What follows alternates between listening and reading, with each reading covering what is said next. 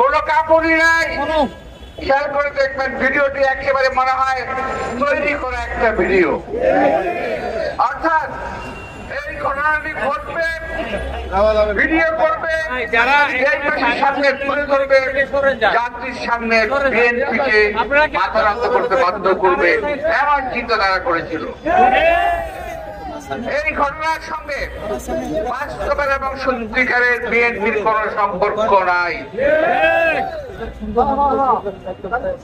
আমার কাছে একটা ছবি আছে, আমি দেখাতে পারবো না এই মুহূর্তে। যিনি ধরা পড়েছে মাহির নাকি মেয়ে একটা ছেলে, এই ছেলের সঙ্গে এনসিপি নেতৃবৃন্দের ছবি আছে। আমি দেখাতে পারি, আমি চ্যালেঞ্জ করে বলতে পারি এই ছেলের সঙ্গে ছবি আছে ওদের সঙ্গে, যে ছেলে ধরা পড়েছে। বিএনপির উপরে দায় চাপিয়ে দেওয়ার চেষ্টা করছেন।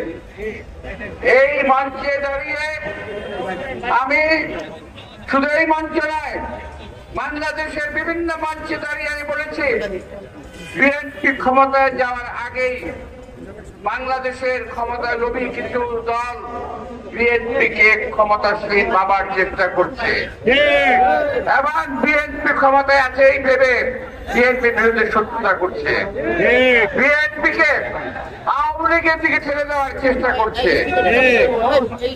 বিএনপি একটি জনপ্রিয় দল, এই দলকে দেশের জনগণ ভালোবাসে, এই দলকে সহজেই জনগণের মন থেকে উঠিয়ে ফেলা যাবে না, যত ষড়যন্ত্রই করেন। আজকে একটি কথা না বলেই নয়, এক লোকের দল, আমার ছোট ভাই মজনু ভালো করে বলে গেছে, আমি বলতে চাই না নামটা, সে ভালো বলছে, আমি তার সাহসের প্রশংসা করছি, সত্যি কথা বলার প্রশংসা করছি। এই এক দল তারা বলছে, স্লোগান দিচ্ছে আওয়ামী লীগ গেছে যেই পথে আর বিএনপি যাবে সেই পথে। আরে বেটা, এত সহজ নাকি এটা? আমাদের কোথাও যাওয়ার রাস্তা নাই, এই বাংলাদেশ আমাদের স্থায়ী ঠিকানা। এই বাংলাদেশে আপনারা রাজত্ব করবেন।